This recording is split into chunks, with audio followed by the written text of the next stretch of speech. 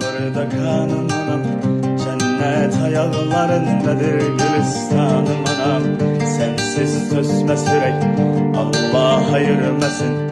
Kederi zulmet ile geçer sensiz anım anam. Şöhretim şanım anam, elim atsanım anam.